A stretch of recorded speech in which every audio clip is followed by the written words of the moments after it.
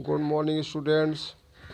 आज हम 11th और 12th की इंग्लिश ग्रामर का सेकंड चैप्टर का सेकंड पार्ट पढ़ाने जा रहे हैं, जिसको हेडिंग है सिंपल सेंटेंस। इसको हिंदी में सरल वाक्य कहते हैं। सिंपल सेंटेंस में एक ही फाइनाइट वर्ब होती है। जब दो या दो से अधिक सिंपल सेंटेंसेस को मिलाकर एक सिंपल सेंटेंस बनाया जाता है तो इस नए वाक्य में एक ही फाइनाइट वर्ब का प्रयोग किया जाता है। जीरंड, पार्टिसिपल और इन्फिनेटिव क्रिया या वर्ब से ही बनते हैं, परंतु ये फाइनाइट वर्ब के अंतर्गत नहीं आते हैं। दो या दो से अधिक सिंपल सेंटेंसेस को मिलाकर एक सिंपल सेंटेंस बनाने की विधियाँ निम्नलिखित हैं।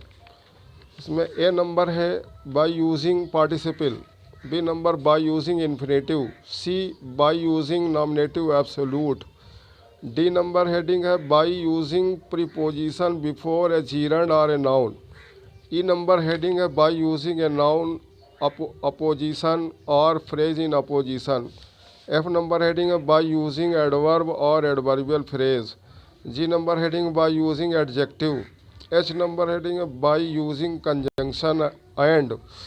तो इसमें फर्स्ट हेडिंग ए वाली उतारते हैं bye using participle.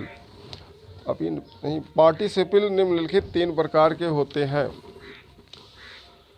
First number है प्रेजेंट पार्टिसिपल, सेकंड नंबर है पास्ट पार्टिसिपल, थर्ड नंबर है परफेक्ट पार्टिसिपल।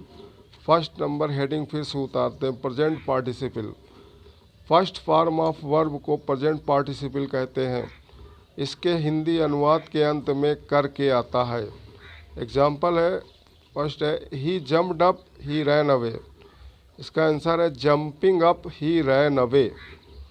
दूसरा एग्जाम्पल है the boy hear the noise, the boy woke up. Answer हो गया hearing the noise, the boy woke up. तीसरा number है the girl was hungry she ate mangoes. तो being hungry the girl ate mangoes. इसमें note एक है, यदि दो या दो से अधिक सिंपल सेंटेंसेस में पहला वाक्य वर्ब टू बी मतलब is, am, are, was, were के प्रयोग से बना हो तो बीइंग का प्रयोग करके दो या दो से अधिक सिंपल सेंटेंसेस को जोड़कर एक सिंपल सेंटेंस बनाते हैं। सेकंड नंबर हेडिंग है past participle. Third form of verb को पास्ट पार्टिसिपल कहते हैं। इसके हिंदी अनुवाद के अंत में हुआ या हो करके आता है। एग्जाम्पल है I found my purse, the purse was lost. तो आंसर हुआ I found my lost purse. Lost मतलब खोया हुआ। दूसरा आई सा a soldier he was bounded.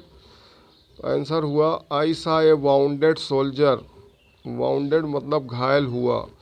तीसरा नंबर he was tired of play he sat down to rest. तो आंसर हुआ being tired of play he sat down to rest. और करके दूसरा आंसर है tired of play he sat down to rest. Tired of play का मतलब खेल से थका हुआ। थर्ड हेडिंग है perfect participle. Having plus third form of verb को परफेक्ट पार्टिसिपल कहते हैं। इसके हिंदी अनुवाद के अंत में भी करके आता है।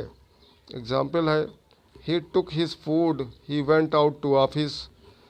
तो आंसर हो गया having taken his food he went out to office.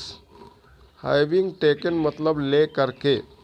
दूसरा एग्जाम्पल है the boy cleaned his slate he went home. Answer हुआ having cleaned his slate the boy went home. इसका हैविंग क्लीन का मतलब हुआ साफ करके। थर्ड नंबर है I finished my work I shut the door.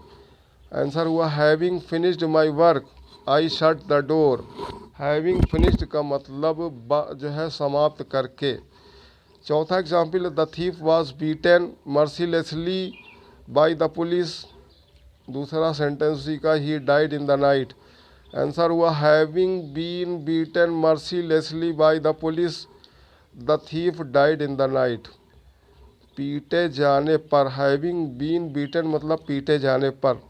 Note, यदि दो या दो से अधिक सिंपल सेंटेंसेस में पहला वाक्य पैसिव वॉइस में हो तो having plus been plus third form of verb का प्रयोग करके दो या दो से अधिक सिंपल सेंटेंसेस को जोड़कर एक सिंपल सेंटेंस बनाते हैं।